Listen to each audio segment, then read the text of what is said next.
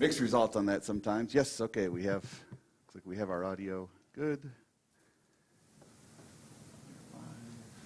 Good morning, everyone. Let's start with a word of prayer.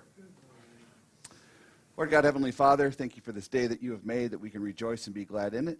Thank you for the gift of your word and the opportunity to come and study it together, that whatever is happening in our lives in this particular moment, on this particular day, or in this time in our lives, that we can come and gather around your word and be built up and encouraged by the fellowship of the body of Christ in which you have placed us.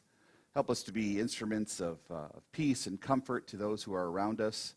We pray, Lord, grant your healing hand to those who need recovery, comfort to those who mourn, and a spirit of repentance and forgiveness where there is division. These things we pray in Jesus' name. Amen.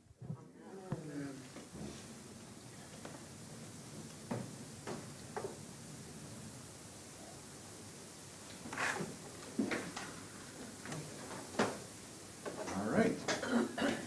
So we are the funeral of Abner, who was killed by Joash. Sorry, yeah, Joab. Yeah, killed by Joab. And David's at the funeral. What did they make sure? David wanted to make sure that everybody knew that he was not involved in the death of Abner. And so what did he make Joab and the guys who killed him do at the funeral? Do you remember? Walk behind the bier. Yeah, walk right behind the bier and as part of and lament him, and they had to wear, the ashes in the mourning and things like that. And so to really make it very clear, and David gave his lament over Abner, that he had fallen before the wicked, and people wept over him, and David, again, doesn't take out justice upon Joab, though he's the king. I suppose he could have done whatever he chose. But instead he sort of said, the Lord repay the evildoer according to his wickedness. He said, I'm going to put this into God's hands. I'm not going to be the one to take this vengeance. And sure enough, in chapter 4, Ishbosheth, Saul's son, so we got a couple sons of Saul yet hanging around. We've got Ishbosheth, heard that Abner had died at Hebron, and his courage failed and all Israel was dismayed. It's because Ishbosheth needed Abner as his military strategist and as his influencer in the other among the other tribes and things like that. I mean, Abner was a pretty strong and savvy warrior and things, so he needed him. And so when Abner has died, now he sort of knows, I'm in trouble now because I don't have the strength that was sustaining me is in my position he's gone now. So his courage failed, and all Israel was dismayed. Again, Israel is just in general for the whole nation of Israel, but also in particular tribes other than ones in control of David. Now Saul's son, Ishbosheth, had two men who were captains of raiding bands. The name of one was Banah, and the other Rechab, the sons of Ramon, a man of Benjamin from Beroth. For Beroth was also counted part of Benjamin, and the Berothites fled Gideon and have been sojourners there to this day. That's a reference all the way back to the book of Joshua, where they were conquering the lands and things, and everybody was sort of taking up residence in places, and the Berothites were sort of incorporated into the tribe of Benjamin peacefully, and so they sort of were integrated into the tribe of Benjamin. So they were, not necessarily Israelites by bloodline, but connected by political alliance. They were Benjaminites at that point. So now we get another story of a son. Jonathan, the son of Saul, had a son who was crippled in his feet. So there's a son of Jonathan, so Saul's grandson, who couldn't walk. He was 5 years old when the news about Saul and Jonathan came from Jezreel. So when Saul and Jonathan had died, he was 5 years old. And his nurse took him up and fled, and as she fled in her haste, he fell and became lame. And his name was Mephibosheth. So the nurse, having one of the grandsons of Saul, knowing that, okay, once the king dies, then it's kind of a free-for-all, and everybody's going to kill everybody, and to try to clamor for the throne. And so she fled for his life, and she was carrying him, or while they were going along, he tripped and fell and injured himself in such a way that he could no longer walk. But nevertheless, he was, a son of Jonathan, grandson of Saul, so kind of an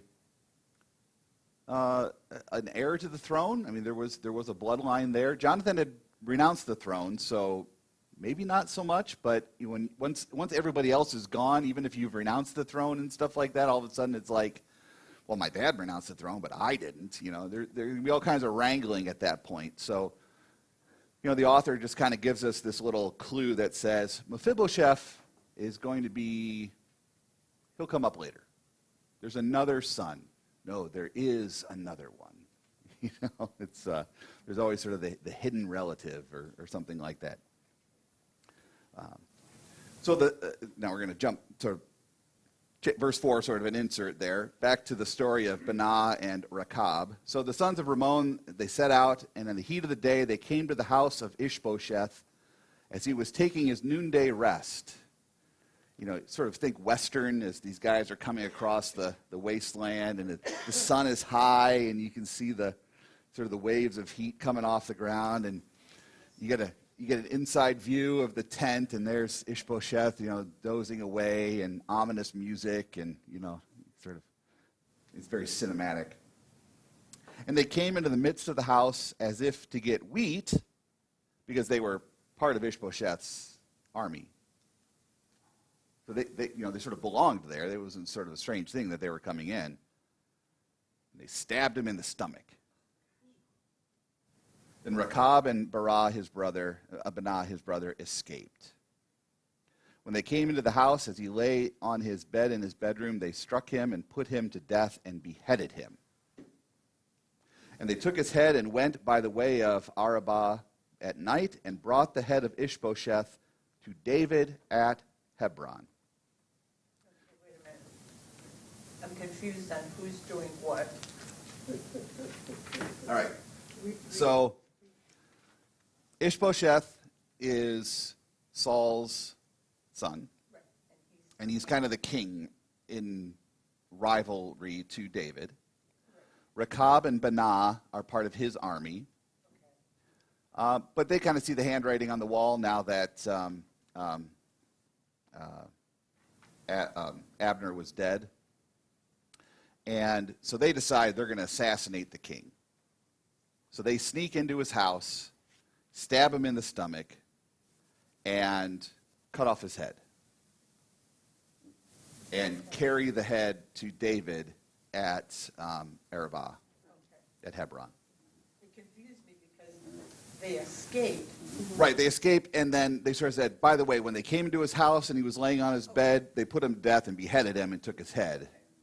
So it's sort of it is kind of a confusing little recap there. It's like they came, they stabbed him in the stomach, and when they came in and killed him on his bed, they cut off his head too. They're just trying to get ahead. Yeah. So that's very, the beheading is very symbolic. I mean, you behead the king because the king is the head. If you take the head off, then, now there needs to be a new head. And so that's sort of the way of, that's how you assassinate the king symbolically. It's also positive ID to David. Positive identification as well, that's right. Yeah. Chapter are we in here? We are in chapter 4. 2 Samuel chapter 4. Wasn't that like very common though, like that they took the heads and put them on, like, it was sort of like a fence type On the thing? wall or on a spear. And so it would Yeah. just instill this fear into people, Oh, like right. this is gonna happen to you. Oh, God. If you don't do what we say, To you know. be. Hey, Christine, can you go get your fly swatter, please? Yeah, it's a little yellow jacket. Those are the lovely ones. Try to assassinate the bee. Catch it. Get it, Put it It's not a bee, it's a yellow jacket. A jerk with stripes. Yeah, yellow jackets are not the pollinators. We would be, no, they're not. What is this? It's okay, it's okay, just, Have it on your head though, yeah. there you You wouldn't know that. Oh, and still so. go. Is that under secretary's description? That'll kill me, so. Yeah, Tim, I don't know, can you assassinate him for me so you can kind of try to take care of it behind the scenes? Try not to hit anybody on the head. You got a hit man, huh? Yeah, you're my right-hand man. Lefty. Yeah, I'm the lefty. Your right hand man's left All right. handed. If you're watching at home, you will soon hear a flap, and you will know that we will rejoice in the land. So we'll see where he's at. Yeah. So beheading and showing where the positive ID, this person in particular is dead, and they bring the head of Ishbosheth to David, thinking, hey, we now David's rival, we killed David's rival. This will be good for us. Yeah, not so much, because remember the guy who showed up and said he had falsely claimed that he had killed Saul. What did David do to him? Executed him. So they brought the head of Ishbosheth to David at Hebron. Jim, did you find where we're at? Verse 8 now. You see where we're at? Yeah. I just want to make sure you know where we're at. Okay. So they brought it to David, and they said to the king, here is the head of Ishbosheth, the son of Saul, your enemy, who sought your life. The Lord has avenged my lord, the king, this day on Saul and his offspring. But David answered Rechab and Baanah, his brother, the sons of Rimmon the Beerothite, as the Lord lives, who has redeemed my life out of every adversity. When one told me, behold, Saul is dead, and thought he was bringing good news, I seized him and killed him at Ziklag, which was the reward I gave him for his news. It's like, I'll give you a reward. How much more when wicked men have killed a righteous man in his own house on his bed, shall I now not require his blood at your hand and destroy you from the earth? A couple of things here. So first he kind of tells them, look, political assassination is not my thing. And so I will reward assassins by assassinating. I'm going to kill those who think that this is what I want in my kingdom. So in a way, he's trying to put down the sense of everybody killing everybody else to gain power. Verse 11 is interesting. He describes Ishbosheth as a righteous man. We know he really wasn't a righteous man. I mean, he was conniving and all these various things. However, the word righteous means innocent, or so in a sense, Ishbosheth was not under the sentence of death. Rechab and Baanah were not sent there on orders of the king to execute justice. So it was an unjust killing. And so when you have an unjust killing, the party to the killing is innocent in that respect. I mean, he wasn't a guiltless man, but in the sense of his death, he was not deserving of death at the hands of Rechab and Baanah. So to call him a righteous man, to sort of say, you killed him in cold blood. This was not a just act on your part. And so you were wicked in killing him. So now, because you've not committed you haven't committed a righteous killing, a justified killing, you have blood guilt. You are now guilty of murder. And so now I will require his blood at your hand. and burn you from the earth, destroy you from the earth, literally burn you from the earth. I'm going to snuff you out completely. You can sort of think of Joab back at the who David let live after they killed Abner, sort of thinking to himself, I kind of got off easy. I just had to walk by the funeral bier. I didn't get murdered. I didn't get executed by the king for having carried out this assassination. So whereas Baanah and Rechab are going to die because of that. So verse 12, David commanded his young men, and they killed them. Hang on tight.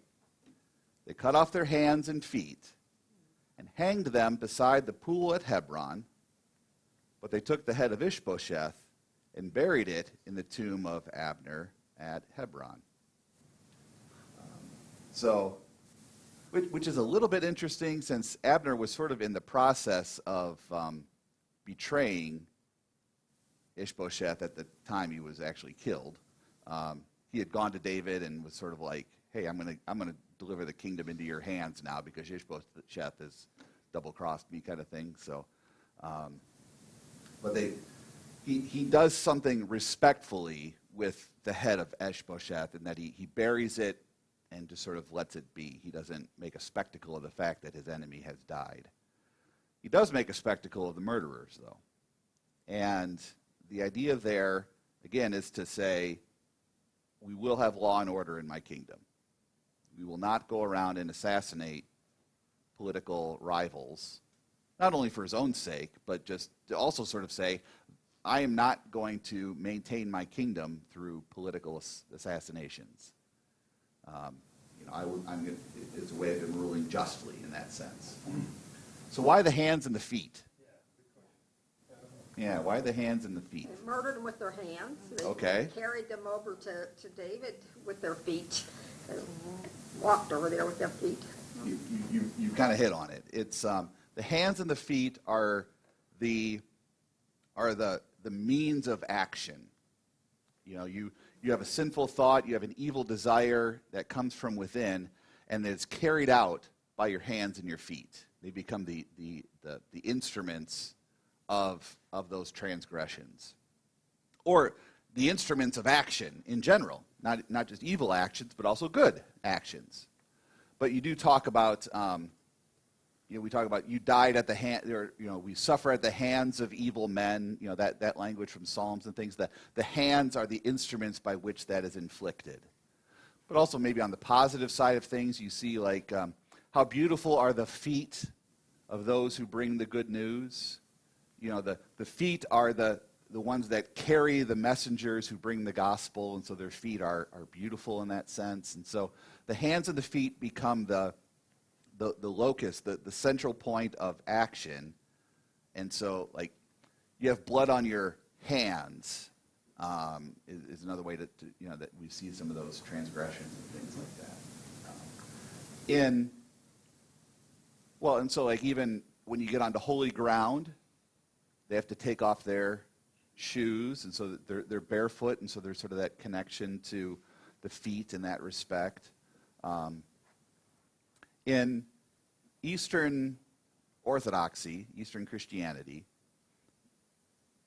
icons are sometimes, you'll see them, they're sort of painted in full color, but on some really old ones, you'll see them covered in like a silver plate, like a relief, like a carving almost over it, but their face and their hands, and if showing in the original picture, and their feet will have little cutouts, so that you can still see the original painting behind it of their hands, feet, and face.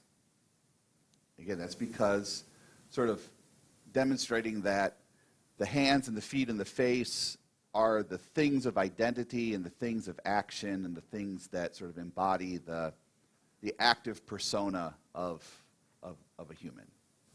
So they usually put like the silver overlay on it when it's become damaged, or the paint is chipping, or it's becoming decayed or something like that. they'll try to preserve the hands, the feet, and the face, and then they'll put an overlay of it, sort of a silver image of the original subject. But the only color or the original painting you'll see is it shows through at the hands and the feet. The gospel of peace. With what respect? Well, the your feet with the gospel of peace. Yeah. So there's another mention of feet. The being, carrying the good news. I was also thinking of Jesus washing the disciples' feet. So on the one hand, there is the sense where, it was an act of humility. Washing somebody's feet was an act of hospitality because you walked around with sandals on, your feet got dirty and sore and all those sorts of things. So it was very refreshing to have that. So that was a normal act of hospitality. For Jesus to do it also then added to it the act of humility that he was showing that he did not think so highly of himself as to do a servant thing to his disciples and that they should do the same. But I think there's also in the sense where how beautiful are the feet of those who bring the good news, that he was baptizing their feet, and even kind of makes mention of that to Peter, cleansing their feet to be beautiful for the bringing of the good news that he is about to accomplish. I think there's something to that. So maybe you won't look at hands and feet quite the same way in the scriptures. Yeah. And also in the crucifixion, they nailed his feet and his hands. Yeah, the nailing of the hands and the feet, as far as crucifixion goes, is very practical. That's how you have to do it. But on the same respect, as Jesus rises from the dead, having been crucified, he maintains the scars on his hands and his feet. Right. And seeing the hands and the feet gives confirmation to Thomas as to who he is, or actually even the first set of disciples, when he first appeared, when they saw his hands and feet, they were comforted. And then Thomas the same a week later. And, so that those remain. And I think there is a connection to that as well, that the hands and the feet are those instruments by which the one acts. And so for David to remove their hands and their feet is to sort of say, they suffered this transgression because of this transgression that they carried out. They were the ones who did it. They didn't just order it done. They were the ones who also actually did the action. And by hanging them up and making a spectacle of them is that reminder that says this is not the type of order we're going to have in this world.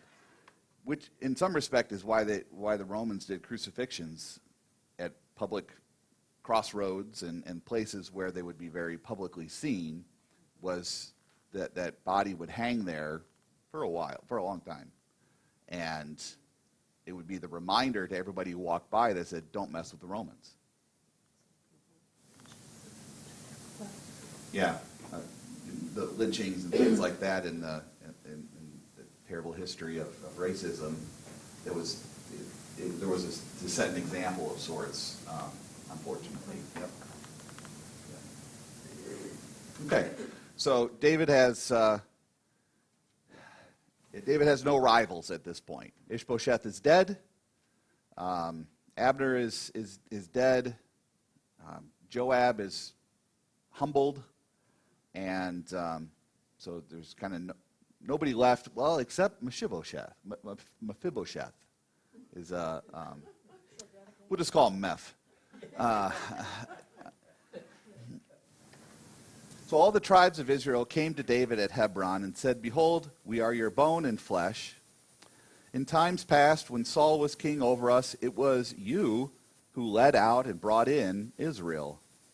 And the Lord said to you, you shall be my shepherd of my people Israel. You shall be prince over Israel." So all the elders of Israel came to the king at Hebron, and King David made a covenant with them at Hebron before the Lord, and they anointed David king over Israel. David was 30 years old when he began to reign, and he reigned 40 years. So finally, after all these years of strife and fighting with with Ishbosheth and the rivalries and these various things, what Samuel had initially inaugurated by anointing David among his brothers way back when, but nobody knew about, has finally come to fruition and been acknowledged by all the tribes of Israel to say, we see now that you are the king. Even while Saul was king, you were the one who was leading. You led in the military, but also with wisdom. We see that you were the one that was truly leading us rightly. And so, and the Lord has said, you'll be shepherd over Israel and my prince. And so that word had gotten around through the prophets and through, whatever other things. And so they came and they swore their oath that, yes, you are the king. And David made the covenant with them before the Lord. So they seal the deal before the Lord saying, before God and these witnesses, you are the king. And they anoint him as king. They make the public coronation of David as king, not just over Judah, but over all the tribes. That it's finally come to fruition that he is the united king, which had been a long time coming. And at the recounting of that inauguration, of that coronation, they say he was 30 years old. 30 years old. Okay, well, wait, we can do a little math here. It was like 4 years that he was fighting with Ishbosheth, so 26, and then however many years he was in Saul's service and things. So yeah, we had sort of figured he was about 18 or 20 years old when he defeated Goliath. That sounds about right. Yeah. Yeah. Do a little reverse math there. So at Hebron, he reigned, 7 years and 6 months at Hebron over Judah. So it was seven and a half years. So 23, so maybe 16 to 18 when he defeated Goliath. I think we could put it for that far back, 16 to 18. So he was 30 years old when he began to reign. He reigned 40 years. At Hebron, he reigned 7 years and 6 months. And at Jerusalem, he reigned over all Israel and Judah 33 years. So they count his whole kingship. Oh, wait a minute. So 30 years is when he became king of Judah. So now he's 37 and a half. I'm going to go back on that. I'm going to say he was in his early 20s. Because, the way they're counting that, he was 30 years old when he began to reign, and they count that as when he started reigning in Judah, just the one tribe, after Saul died. So he was 30 when Saul died. There we go. See, they write it in funny ways sometimes. You got to sort it out. That's why we do Bible study. So he was 70 years old when he did die. He ended up being 70 when he died. I mean, 96, No, 70. Yeah, because he was. Right, that's what I said. 70. That's what I said, 70 years old. Yeah, then you changed it to what, 96? No, it's not like he was 96 or something. The queen. Glenn and I heard the same thing. Okay. Oh, Miss. I mean, 70 years is good ripe old age at that, certainly at that time too. But yeah, 70 years. I mean, he's just getting started, right? 70 is the new 40.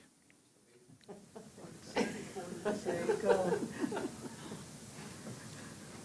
So the king and his men went to Jerusalem against the Jebusites, the inhabitants of the land, who said to David, "You will not come in here, but the blind and the lame will ward you off," thinking, David can't come in here.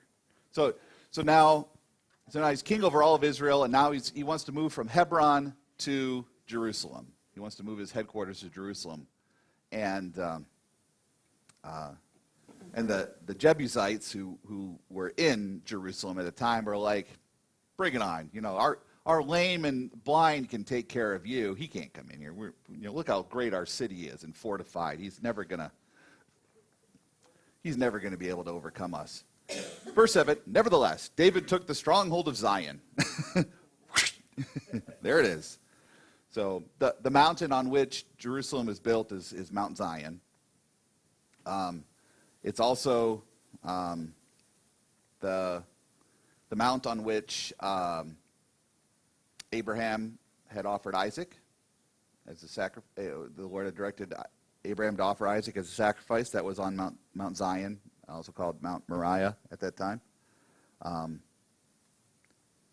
So it's a significant location, and sorry, I got something in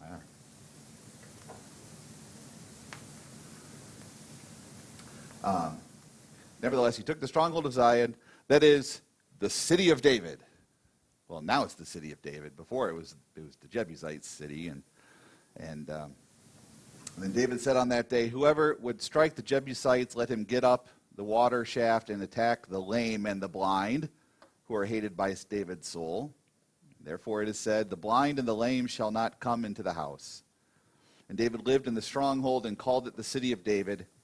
And David built the city all around from the Millo inward." So that's just sort of different minor geographic points on Mount Zion. It's like, here's where the walls were, and when he took it over, now he's stretching it out to the Millo, to this other marker of sort of geography on Mount Zion, so that the new wall is built around there. He expands the city. Because, when you take over a city, you expand it. Because, I'm going to make it bigger and better. I got a question. I've heard that Bethlehem was also called the city of David. Is that... So the city of David in the sense that it's where he was born and where he was from. So yeah, it definitely is, Bethlehem being called the city of David, the city from which David came, and Jerusalem being the city of David, and that was his royal seat. That's where he reigned as king during his days. That became the royal city. Before that, it was Hebron. So when you went for the census, you had to go to the birthplace of your tribe, Correct. Leader. Yeah, because Joseph was of the house and lineage of David. Their territorial tribal claim goes back to Bethlehem because they were Judeans. Jerusalem is in Benjamin. Okay. Jerusalem is in the tribal territory of Benjamin. Interesting, right? Yeah. You think it was in think it was. Judah, Right. but it's in Benjamin. And then Benjamin and Judah are sometimes amalgamated together after the exile because it becomes the northern and southern kingdoms. It's like Israel and Judah, but Benjamin is part of Judah at that point. Christine, and then Paul. Can you remind me why I have a note in my Bible margin that says rampart defending wall to Milo? So that's probably what the Millo inward means. That's like the rampart. So that's like the first line of defense wall is probably what that word means. And so so he fortified it from there backwards.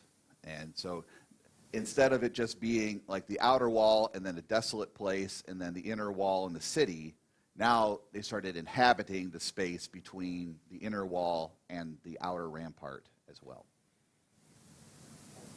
What is the significance of David not liking deaf and blind, well, what is it? Blind and lame. So the Jebusites, back in verse 6, said, the blind and the lame are going to be able to fend you off. And so when he takes over, he says, all right, let's see what the blind and the lame can do. Sort of a play on the Jebusites' derisive words against him. And so, they went in and they attacked. It wasn't just the blind and the lame that were attacking or things like. It was their way of saying, even our weakest among us could defeat you, David. And he says, fine, let's go see what your weakened things could do. And so the way they got into the city is through the water shaft. They snuck in that way, and they attacked the lame and the blind, which was their way of saying, your whole army is lame and blind because we're going to defeat you. And so that's why they defeated it. So and so the blind and the lame shall not come into the house was like a reference back to David's conquering of the Jebusites, sort of saying the Jebusites, those who think themselves stronger than others will be defeated. It's just sort of a way of sort of one of those goofy sayings that probably doesn't translate quite as well into English as it's probably more poetic in Hebrew. You know, like Saul is among the prophets. You know, meaning he's a little out of his mind. You know, oh, the blind and the lame won't come into the house. It's like, oh yeah, whoever they are think that they're tougher than everybody else, but they're going to end up getting defeated. Those colloquialisms and idioms and things like that, you know. But down in the South, you know, my grandma always said, and then some sort of really esoteric saying that wouldn't make sense unless you knew the whole context. Probably what this means too. So. Sort of like the bless your heart, bless your little heart. Yeah. It's not what you think it means. Yeah. Yeah. All right, so now we have David as king over all the territory of Israel. He's established Jerusalem as his royal city, which it's a great city because it is at a very defensible location. It's high up on a hill. You can see all around it. It has access to water and springs. So I mean, it is an excellent fortification. And now we're going to begin to see some of the political developments in there. So Hiram, the king of Tyre, sent messengers to David, and cedar trees, also carpenters and masons, who built David a house. And David knew that the Lord had established him king over Israel, and that he had exalted his kingdom for the sake of his people Israel. So Hiram, king of Tyre, is like, so Tyre and Sidon, sort of in the north by the sea, adjacent to Jerusalem now in one of the sort of outskirts areas. Hiram says, I'm going to make good with this guy. I'm going to send some peace offerings here. I'll tell you what, how about I build you a nice new house in your nice new city? Look at these beautiful cedar trees, and I'll even send the guys to do it for you. Here's a nice big house, and don't you forget that, don't forget your old buddy Hiram. I don't know, is that what Hiram College is named after? The name can't float around all that much. I don't know, whatever. It's on a hill, too. So, and so, David, when he has, they built David a house. So there's a little play on words here. They had built David a house, and David knew that God had established his house. A house of his servant David kind of idea. And so he has a grand house, and now David knows, yes, I am the king, my house is established. There's sort of a play on words there. So we talk about house as his posterity and his lineage and his kingdom and all those things. And now he has a physical house, and God is establishing his kingdom. And it's nice that David sort of does have it in mind in the sense of, for the sake of his people Israel, for their good and for their benefit. It's for all God's people that God has established this, not just for himself. It's like that he has established me king over Israel because I'm great and awesome and rich, and God really, I deserve this. Although his sinful nature will begin to show through very quickly in his, as the power goes to his head and begins to, he begins to do things common to the political culture of the nations, but not what God had called them to do as the king of his people. And so David sort of begins to fall into that very common trap of, well, I'm a king, I'm going to start looking like a king, and this is what all the other kings look like, and so this is what I'm going to start doing also. Which is, of course, unfortunate. Verse 13, David took more concubines and wives from Jerusalem. Okay, so after he came from Hebron, and more sons and daughters were born to David, and these are the names of those who were born to him in Jerusalem: Shemua, Shabab, Shemiel, Shemiel.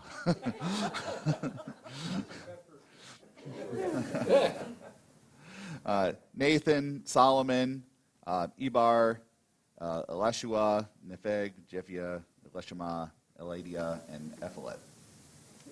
These are all different wives. These are kids. These are sons born to him. From all different. These are, yeah. So the names of those born to him in Jerusalem.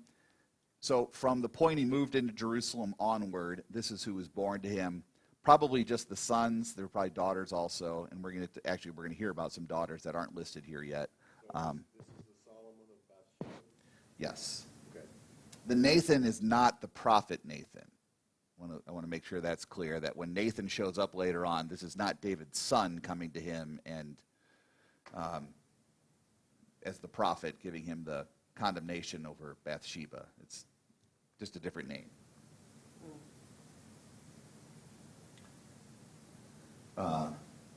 So there are lots of kids showing up here. And actually we've got other kids previously too, like Absalom, and these guys are still hanging around out there too. They're older, obviously. So we've got Hiram, king of Tyre, making peace. We've got the Jebusites in Jerusalem defeated. We've got all the Israelites united around him. We got those rascally Philistines still that we got to deal with. So when the Philistines heard that David had been anointed king over Israel's, all the Philistines went up to search for David. But David heard of it and went down to the stronghold. So it's like, we're going to war. We want a piece of David. And David's like, all right, I'm gonna go back into the fortifications. And the Philistines had come and spread out at the valley of Rephaim.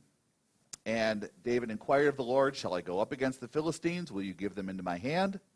And God told David, go up. I will certainly give the Philistines into your hand. And David came to Baal Perazim, and David defeated them there.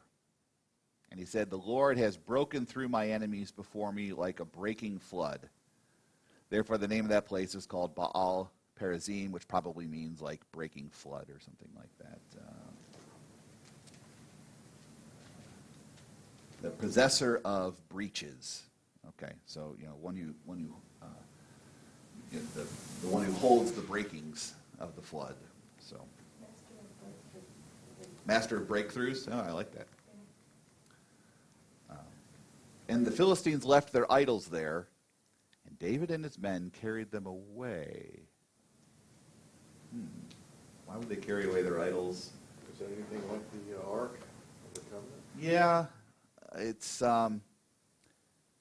probably the precious metals or something like that, maybe to take them as spoils, but probably would have been best to leave the idols lay or destroy them or do something with them. Probably not take them in as spoils of war, because we will see later on in the history of Israel that various idols and things like that do become a problem.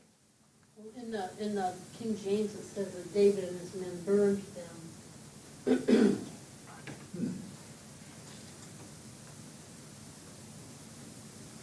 Carried them away by burning them.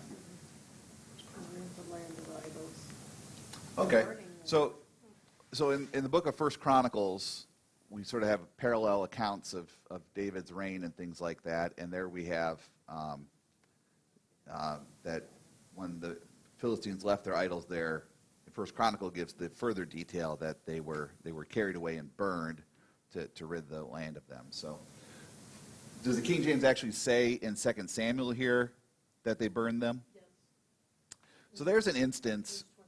So there's an instance where whatever the text that the King James was using to translate that had taken, the same account is happening in First Chronicles as is here. This one cites First Chronicles 3:6. Okay. Sometimes they would sort of import it back in to sort of say, by the way, we know that when they carried them away, they didn't carry them away to keep them, but to burn them. And so they sort of, the King James translators just sort of moved it over. Then when we found the Dead Sea Scrolls, and we find copies of 2 Samuel, and we see that burning them wasn't in the 2 Samuel's version, but was in the First Chronicles version, then we know, okay, that wasn't in the original, but it's it's consistent with the same account. It just got imported back in to it. So one demerit to the King James for importing other other historical information into their translation. Oh, fixed it. Huh? I have the new King James. Interesting. All right. Yeah. So there you go. All right, and the Philistines came up yet again. They hadn't had enough yet, and spread out in the valley of Rephaim. And when David inquired of the Lord, he said, "You shall not go up. Go around to their rear and come against them opposite the balsam trees. And when you hear the sound of marching on the tops of the balsam trees," say what? "Then rouse yourself, for the Lord has gone out before you to strike down the army of the Philistines." And David did as the Lord commanded him and struck down the Philistines from Geba to Gezer. All right, sort of an interesting moment here. So you've got the first instance. David says, all right, should I go take them on? And God says, you take them on. And they win. Great. They come out again, and David says, should I take them on? And God says, no.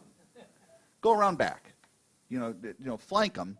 Come around the back side of things. And when you hear the sound of marching in the tops of the trees, it's like not among the trees. Like this isn't an army coming along the ground, but in the tops of the trees. What is God doing here? An echo of it? Some sort of angelic army is marching in from above, if you will. And so in the first case, David could say, the Lord put them into the hands of me and I defeated them.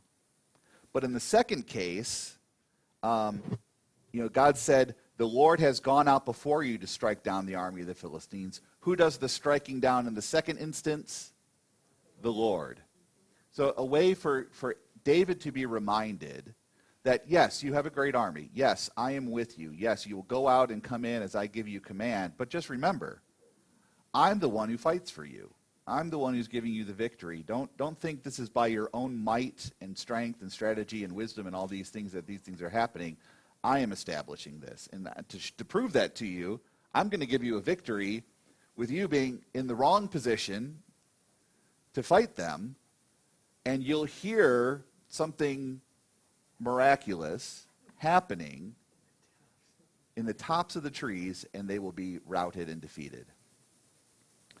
And so David did as the Lord commanded him, and struck down the Philistines from Geba to Gezer, meaning it's like, okay, so God did the routing that day from the treetops, and then David pursued them the rest of the way back, and that was that he struck them down. The Lord struck them at that first part, got them on the run, and then David pursued them and struck them down. They were defeated all the way from this city to that city. They were routed.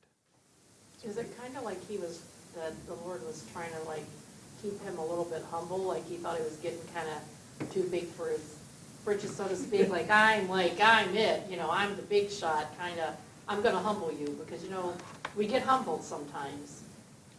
It could be that. I mean, I think it's preemptive in the sense that, God is going to, ahead of time, but it doesn't seem like he's already getting there, but that God is going to, ahead of time, keep reminding David, I'm the one who's granting you these victories so that you don't get ahead of yourself, kind of thing. Because we don't really necessarily have anything that says David was getting too big for his britches, but the Lord did this just to sort of remind him, remember what I did at the Red Sea?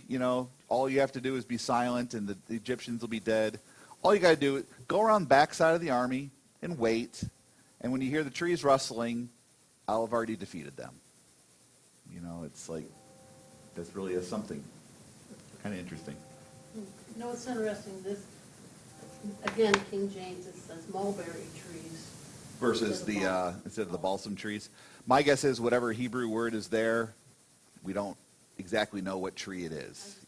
Just by the grove of trees. Yeah. All right, David again gathered all the chosen men of Israel, 30,000. So remember, kings are going to conscript your sons into the army. Just don't forget that. We we warned you the king's going to have a standing army, and so David does. And David arose and went with all the people who were with him from Baali, Judah, to bring up from there the ark of God, which is called by the name of the Lord of hosts, who sits enthroned on the cherubim.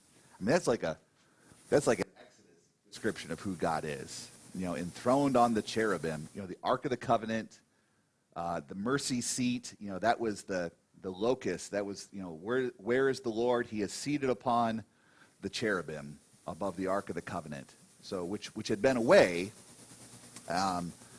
and wasn't at Hebron, wasn't at, it was all these different places, and so now they're going to bring it in closer again.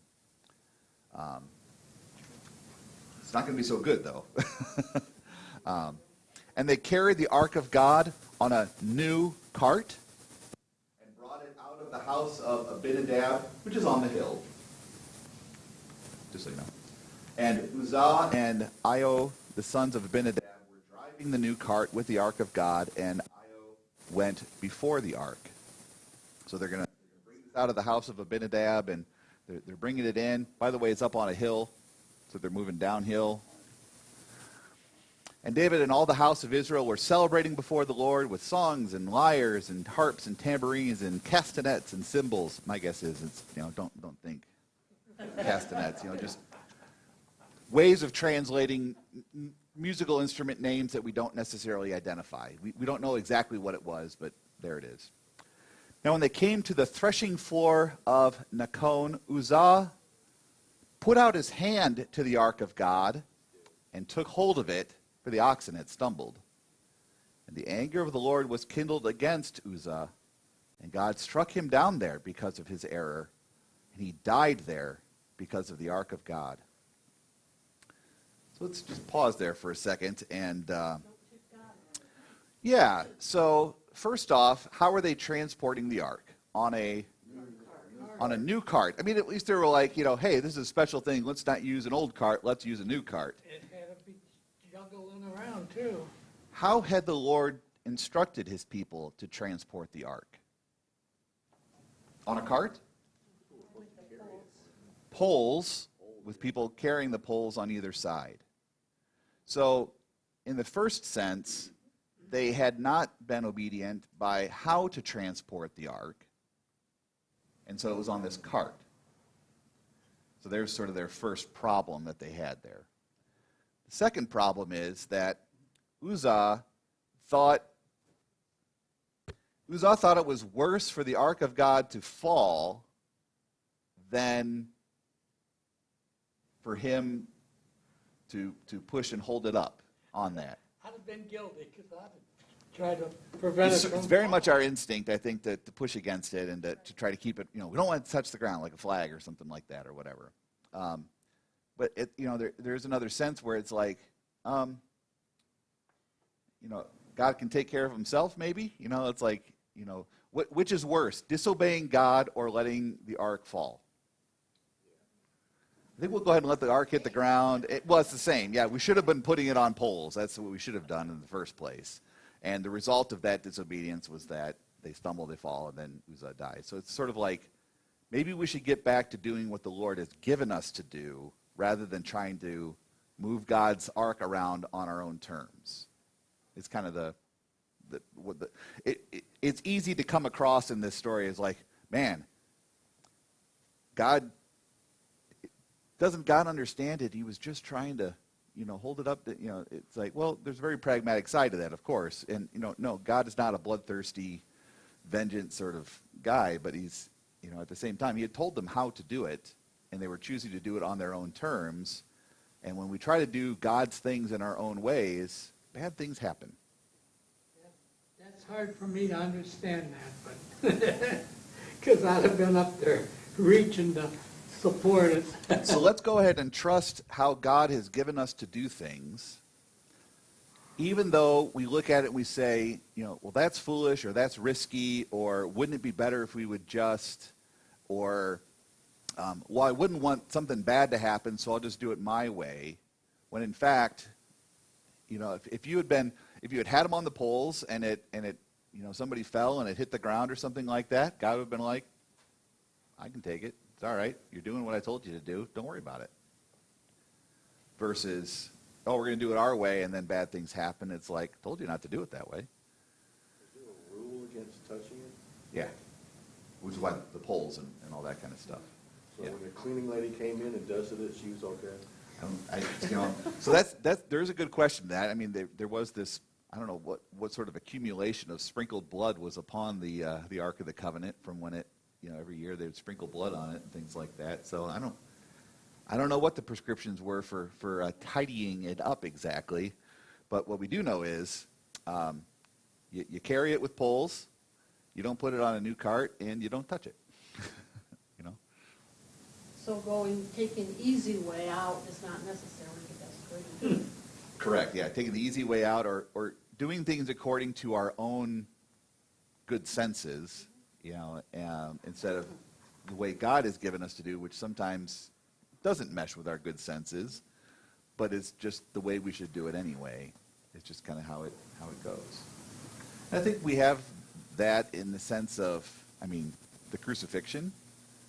What did Peter say? Peter, no, Jesus says, I'm going to be crucified and die at the hands of sinful men on the third day rise. And Peter's like, no, that's not going to happen to you. No, I'm not going to let the ark of God touch the ground. I'm going to put my hand up against it. And Jesus says, get behind me, Satan. It's like, wait a minute. That doesn't make sense. Or just the whole scandal of the cross in general. It's like, why suffer and die and be weak in order to gain our salvation? Can't you do it in a more mighty and fantastic, miraculous way? Or what do you mean use word and sacrament and preachers and the church full of sinners to spread the gospel and do these things? Surely there's a more magnificent and glorious and showy and fantastical way to do all these things. Can't we do it some way else? God says, no, I'm going to use bread, wine, water, word, sinners. I'm going to redeem all these things for my service to accomplish great things. And if you think it's foolish, don't worry about it. This is how I want to do it. Uses the weak to confound the strong. That's right. Yeah. Yeah. The foolish to shame the wise, the weak to shame the strong. Yeah. He raises up the lowly and all these things too. So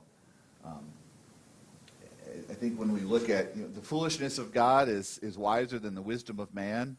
It's like, I don't understand why God's doing it that way. Yeah, we don't. But he is. So blessed be the name of the Lord, and let his kingdom come and his will be done among us also. That's faith. To let the foolishness of God reign over our wisdom. Write that one down. That's a good one.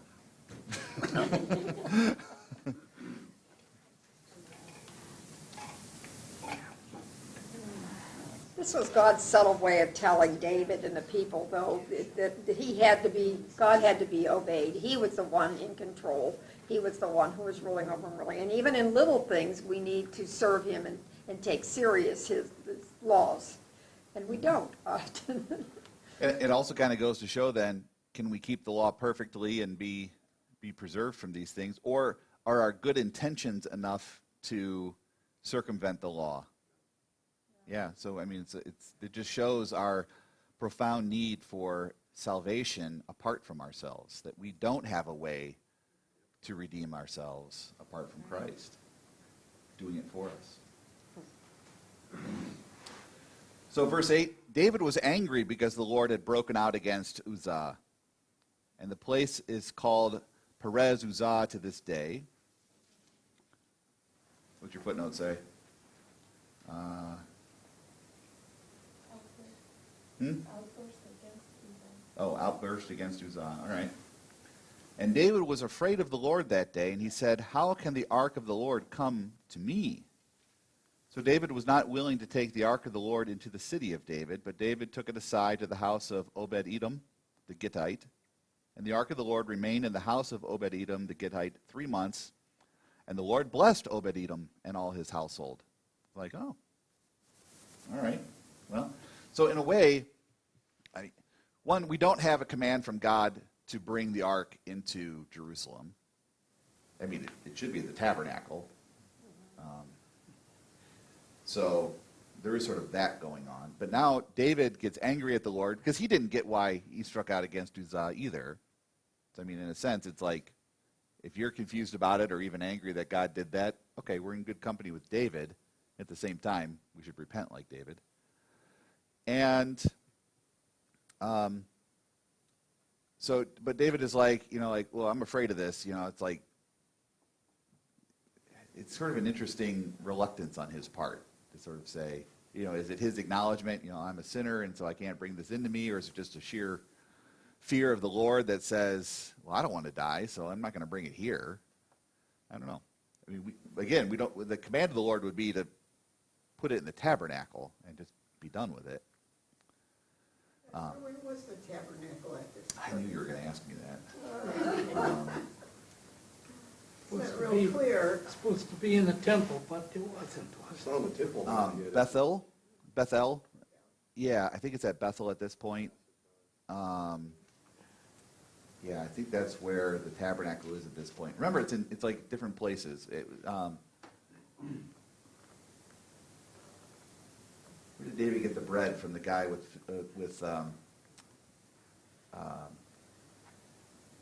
Goliath's sword. That's where it is. With the guy with the bread and the sword. I think that was at Bethel, but I got to look that one up. So he takes it to the house of Obed-Edom, and the Lord blesses the house of Obed-Edom and all his household. It's like, oh, all right.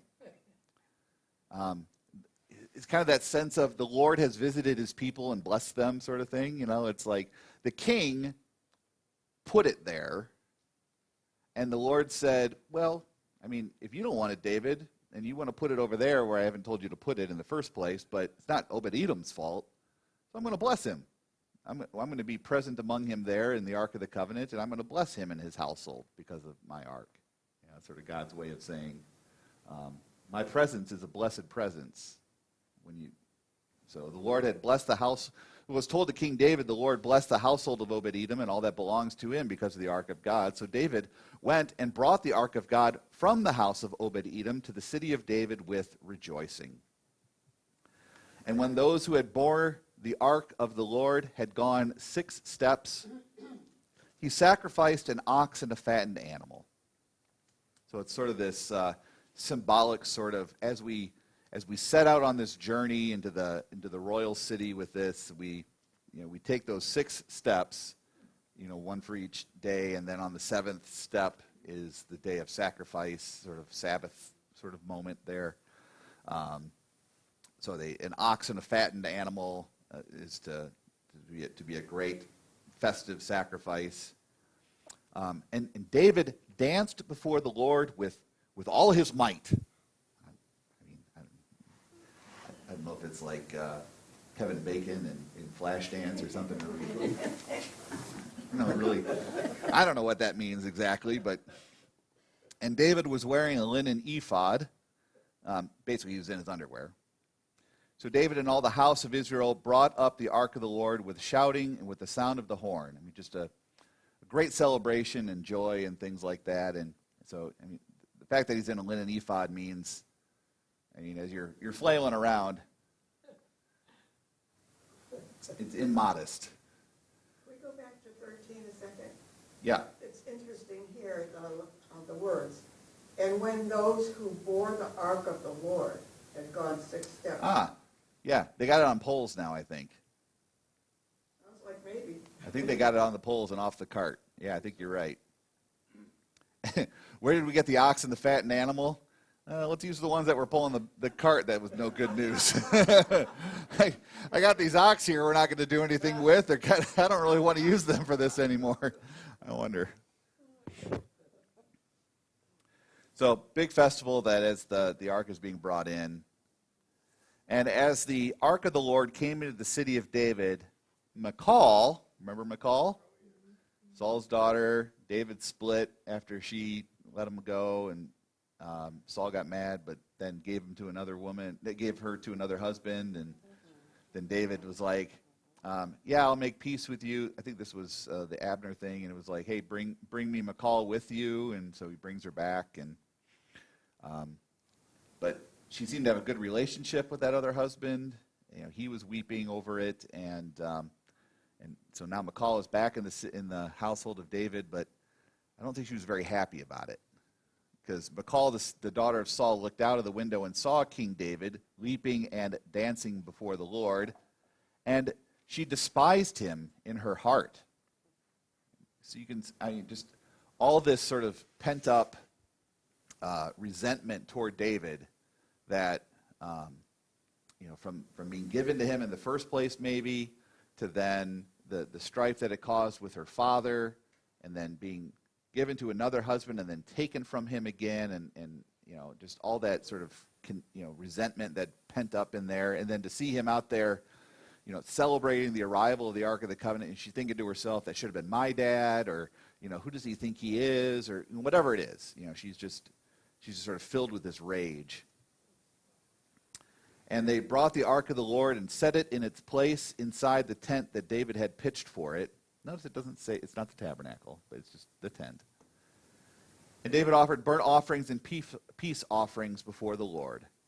And when David had finished offering the burnt offerings and the peace offerings, he blessed the people in the name of the Lord of hosts, and distributed among all the people, the whole multitude of Israel, both men and women, a cake of bread, a portion of meat, and a cake of raisins to each one. And then all the people departed, each to his house. So, big festive day, think coronation and just, all this different kind of joy and things like that. Notice David brings in the Ark of the Covenant, pitches a tent for it, offers sacrifices. What office or role is David sort of demonstrating parts of here? Priest. Yeah.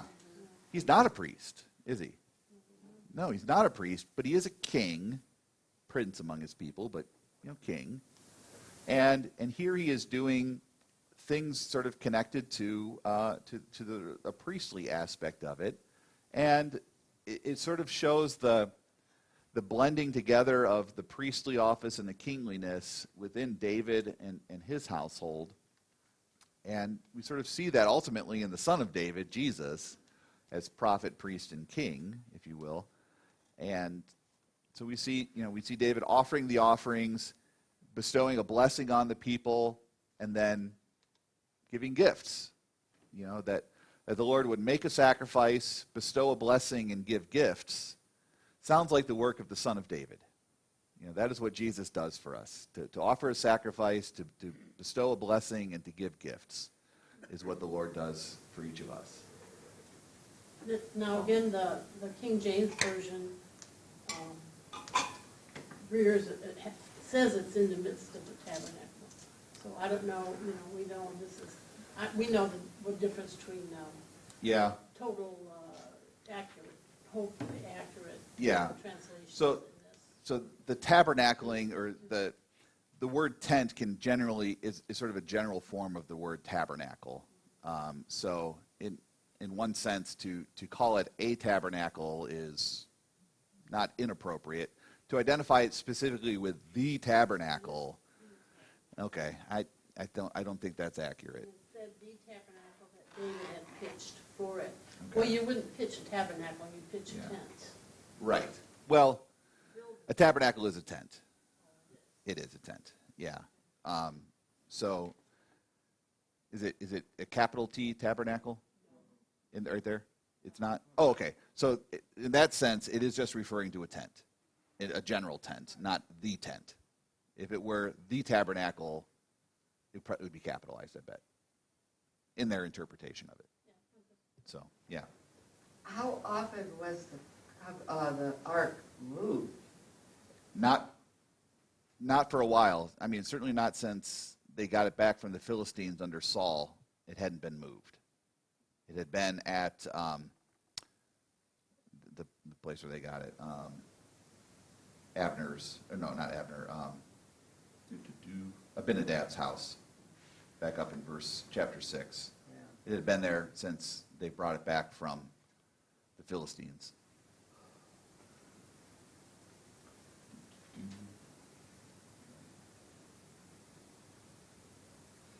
Verse 20, there it is.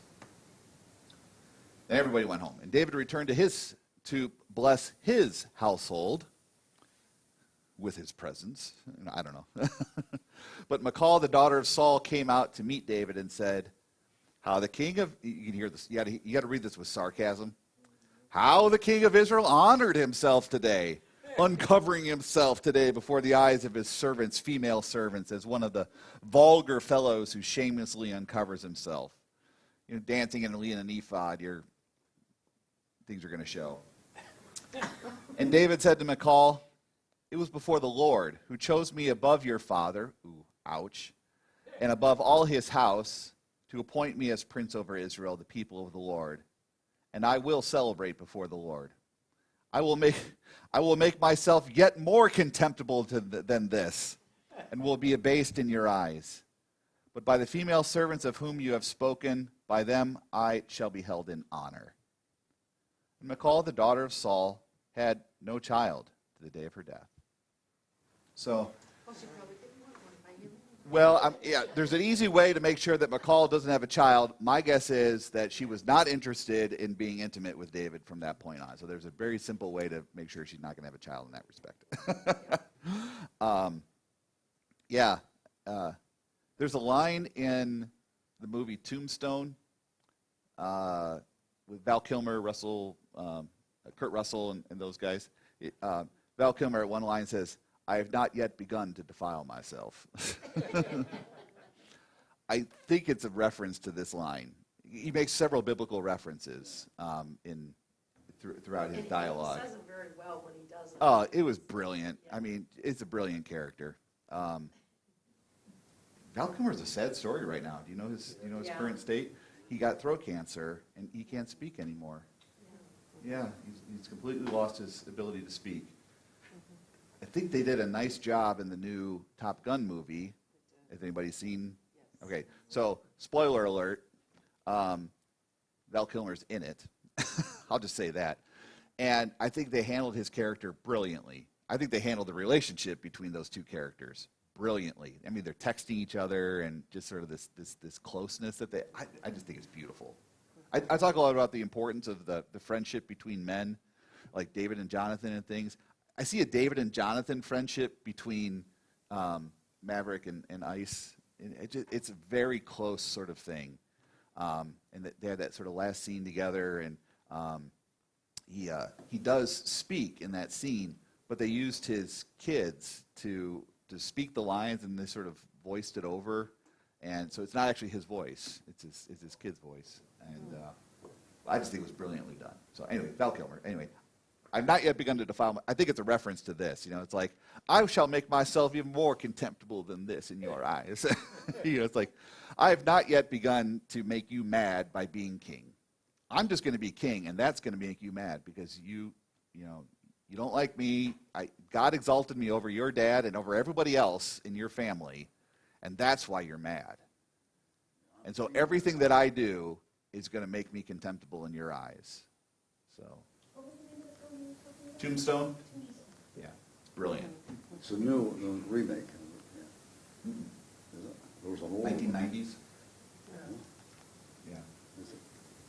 There have been a lot of retellings of the wider story and things. This is a different take on that. But there's a lot of historical accuracy with it, too, actually, which is kind of interesting. They did some very historically accurate things with it. And one of my favorite, it might be my favorite movie. It's my favorite movie. Tombstone, yeah. You ever been to the OK Corral? I have. So have I. I have. Yeah. It's way less impressive than you'd think it would be. The whole town is just sort of like, it's just sort of interesting. Yeah. And I don't know that the Earps were in the right. They kind of gunned them down. Yeah, They edged them on. not such a good thing. Anyway, not to get sidetracked. All right, got 5 minutes left. Yeah. All right. And she's all upset. It's like, hey, you were immodest in front of all these female servants and things. And he's like, don't worry about them. They're going to, I'm going to be held in honor because I'm going to be a good king.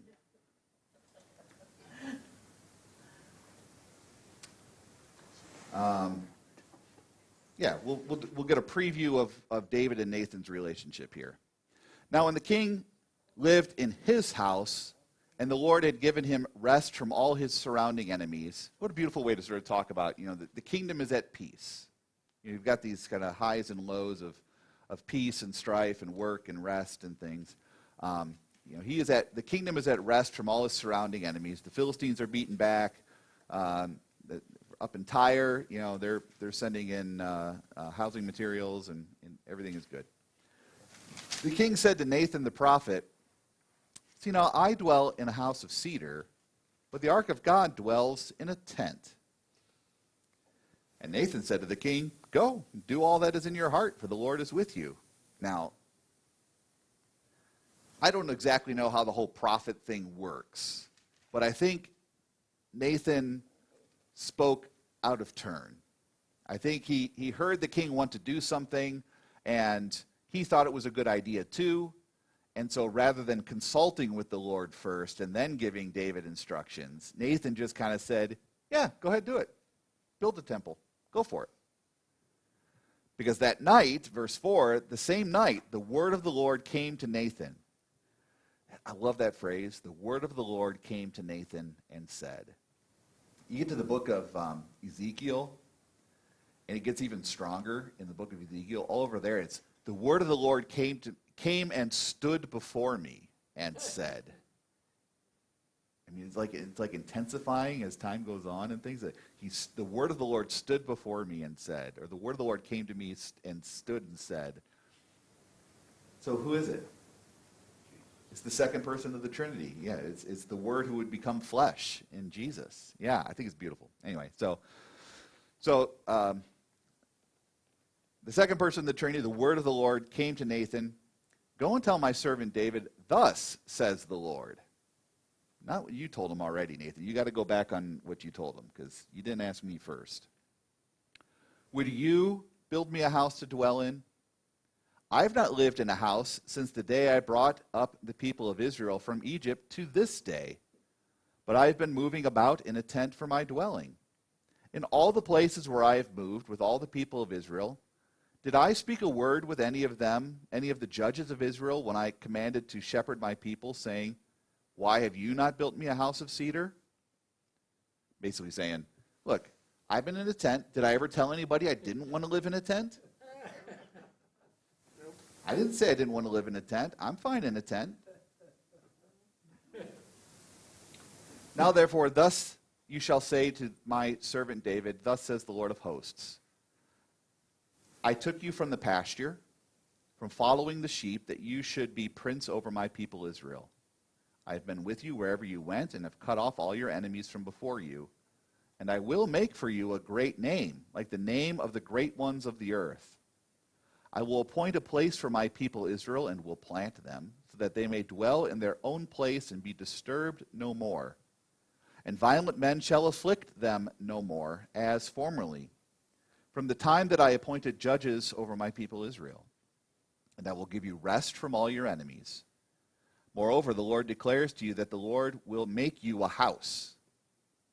When your days are fulfilled and you lie down with your fathers, I will raise up your offspring after you, who shall come from your body, and I will establish his kingdom. He shall build a house for my name, and I will establish the throne of his kingdom forever." He's kind of playing, this prophecy is kind of paralleling several different things. He says to David, I will make you a house. I'll make you a lineage and a legacy. And one from your house will build me a house to dwell in. Solomon. But then he says, I will establish the throne of his kingdom forever. Well, then it's an extended reference to the son of David. Not just Solomon or any of the sons that would come after him, but the son of David, in the messianic Messiah phrase, that he will establish the greatest house of David in the church, in his faithful people. I will be to him a father, and he shall be to me a son. When he commits iniquity, I will discipline him with the rod of men, with the stripes of the sons of men. but my steadfast love will not depart from him, as I took it from Saul, whom I put away from before you. And your house and your kingdom shall be made sure forever before me. Your throne shall be established forever. In accordance with all these words, and in accordance with all this vision, Nathan spoke to David. So he did see something too. The word of the Lord came to him and said. So there's, Solomon will sin and will be disciplined by these things. But if we're talking about the kingdom that will remain forever and the eternal son of David, in what respect, in verse 14, can in fact verses 14 and 15 be applied to Jesus? When he commits iniquity, I will discipline him with the rod of men and the stripes of men, but my steadfast love will not depart from him. Can that be applied to Christ? Okay, he took on our sin. It's not that he himself committed sin. He was like us in every way except he without sin. But on the cross, he has taken into himself the iniquity of all that sin, so that he is on the cross being judged as guilty for the sins that he did not commit, but paying the price as one judged guilty of them. And so indeed, God does discipline him with the rod. He uses mankind as the means of his justice against Christ, against the sins of the world that Christ bears in his body. The Romans crucify him, and he dies. But the steadfast love of God did not depart from him, and he raised him on the third day. So when you consider that it's the guilt of sin that Christ bore on the cross was our sin, not his own, that's how verse 14 and 15 certainly fits. That he dies guilty of our sin. When he speaks to God, he says, my God, instead of Father. That is interesting. He says, my God, why have you forsaken me? Earlier he said, Father, forgive them, they know not what they do. But then he does refer to him at, why have you forsaken me? In the sense of, God has turned his back on his son in that moment because of the sin that he bears for us. That God did have to forsake his son so that we would not be forsaken. Powerful. It's beautiful. Yeah, it definitely is powerful and beautiful, and that substitution that Christ lays down for us. He's forsake them because he let them die. Yeah. Yep. We're going to call it good there. So Nathan has to go back to David and tell him, you're not going to build the temple. Sorry. But your son will.